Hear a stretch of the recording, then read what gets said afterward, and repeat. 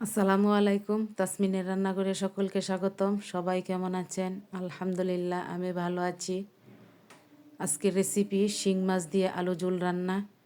এখানে মাঝারি সাইজের 10-12টা শিং মাছ কেটে নিয়েছি। মাছের মধ্যে রক থাকে, শিং মাছের মধ্যে রকগুলো ফেলে দিয়েছি। নতুন মাঝারি সাইজের আলু 4 টুকরো করে কেটে নিয়েছি।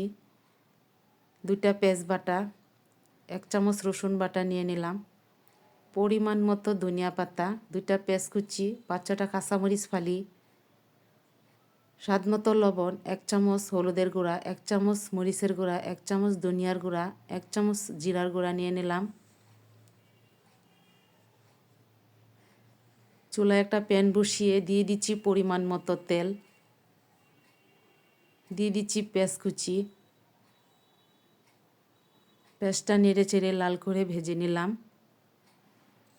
দিয়ে দিচ্ছি পেঁয়াজ রসুন বাটা।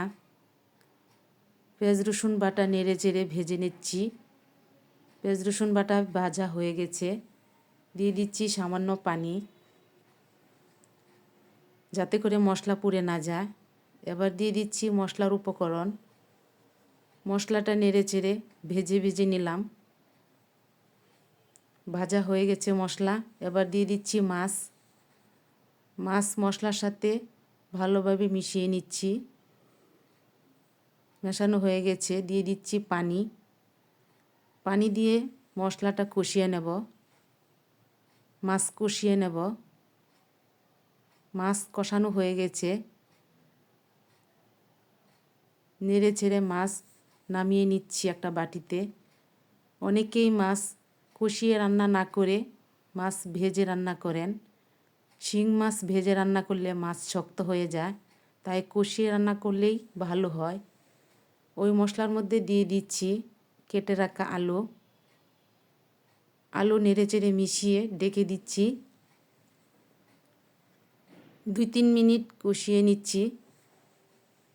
2-3 মিনিট কষানোর পর আলু নেড়ে চেড়ে ডেকে নিচ্ছি। আলু সিদ্ধ হয়ে গেছে।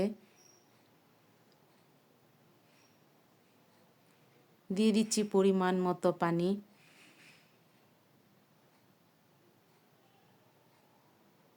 দিয়ে দিলাম কষানো মাছ। বাটি ধুয়ে পানি দিয়ে দিচ্ছি।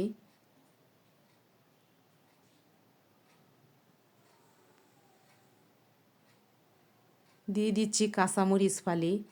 ডেকে দিলাম। 10 মিনিট রান্না করে নিব।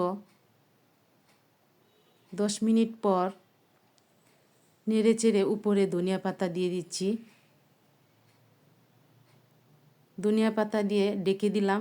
1 মিনিট জাল করে নেব। 1 মিনিট পর রান্না প্রায় শেষ। লবণ দেখে নিয়েছি, ঠিক আছে।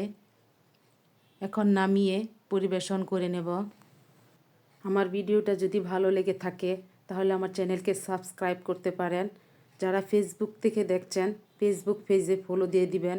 আজ এ পর্যন্তই। সবাই ভালো থাকবেন। আসসালামু আলাইকুম।